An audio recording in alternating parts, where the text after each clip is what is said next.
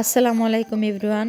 আপনারা সবাই কেমন আছেন? আশা করি সকলেই ভালো আছেন। আজকে আমি আপনাদের জন্য নিয়ে আসলাম কিভাবে সহজ পদ্ধতিতে মাটির চুলায় নরম নরম ফুলকো ফুলকো চিতই পিঠা বানাতে হয়। তো বন্ধুরা, কথা না বাড়িয়ে চলে যাচ্ছি পিঠা বানানোর কাজে। প্রথমে আমি আলা চাউলগুলো প্রায় আধা ঘন্টার মতো ভিজিয়ে রেখেছিলাম। তারপর চালগুলো ভালোভাবে ধুয়ে ব্লেন্ডারের মাধ্যমে উষ্ণ গরম পানি দিয়ে আমি চালগুলো ব্লেন্ড করে নেব। পানিটা অবশ্যই আমার হাতে সহনীয় হতে হবে, তবে আপনারা চাইলে চাউলগুলো বেটেও নিতে পারেন। চাউলগুলোর মধ্যে খুব বেশি পরিমাণ পানি দেওয়া যাবে না। পানির পরিমাণ বেশি হয়ে গেলে চাউল মিহি হতে যাবে না। ঠিক এই পরিমাণ পানি দিবেন।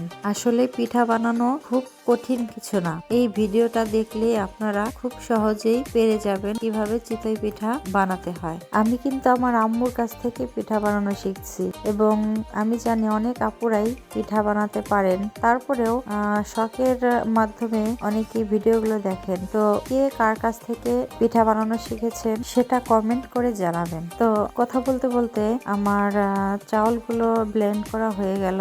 এখন আমি এর মধ্যে দিয়ে দিচ্ছি পরিমাণ মতো লবণ। তারপর ভালোভাবে নেড়ে চেড়ে একটি ঢাকনা দিয়ে 10 থেকে 15 মিনিট ঢেকে রাখবো, যাতে করে সুজিগুলো ফুলে ওঠে। অফ ক্যামেরায় আমি 10 মিনিট পার করলাম, তো চলে আসলাম আমি 10 মিনিট পরে। এখন এর মধ্যে আমি দিয়ে দিব গরম পানি।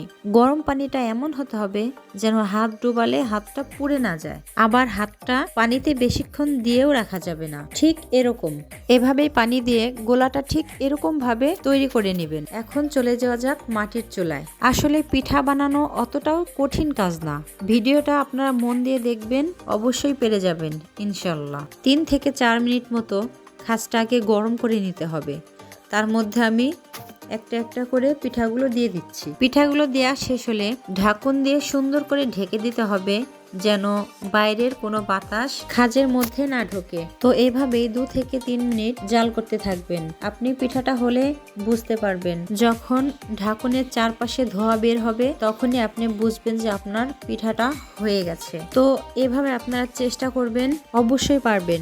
আমি গ্রামের মেয়ে, আমার কথাবার্তার মধ্যে যদি কোনো ভুল ত্রুটি আপনারা পান তাহলে আমাকে অবশ্যই ক্ষমার দৃষ্টিতে দেখবেন। আমি আসলে নকশি পিঠার শর্ট ভিডিও করি, তবে এই ফার্স্ট টাইম একটু লং ভিডিও করছি। তো আশা করি সকলেই পারবেন এবং আমার জন্য সবাই দোয়া করবেন এবং আমার চ্যানেলটিকে অবশ্যই সাবস্ক্রাইব করবেন, লাইক এবং কমেন্ট করে অবশ্যই আমাকে জানাবেন পিঠাগুলো কেমন হয়েছে।